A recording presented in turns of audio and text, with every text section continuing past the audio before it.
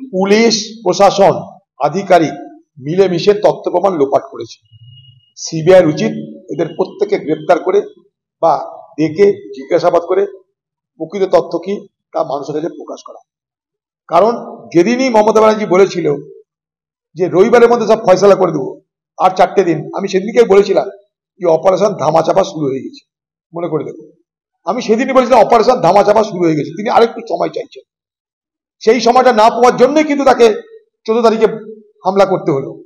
সেই সময়টা পেলে তিনি এই হামলা করার দরকার পড়তো না, কারণ তার আগে তিনি সাফ সুতরা করে দিতেন, পরিষ্কার পরিচ্ছন্ন করে দিতেন।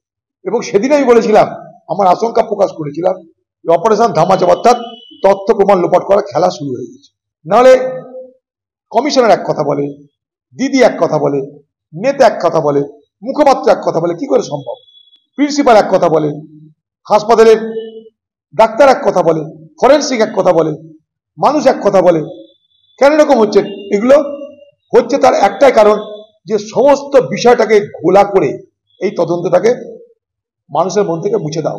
দিদি বিশ্বাস করে যে পিপলস মেমোরি আর শর্ট, মানুষের স্মরণশক্তি দুর্বল। তাই সারদা কাণ্ডে কিছু হয়নি, নারদা কাণ্ডে কিছু হয়নি, শিক্ষা দুর্নীতি কিছু হয়নি, গরু পাচারে কিছু হয়নি। দিদি মনে করে মানুষের স্মৃতিশক্তি দুর্বল, এখন থামিয়ে দাও, পরে আমি দেখে নেব, তখন পা ভাঙাবো, তখন একটা কিছু করবো না। তো বাংলা টুডে নাও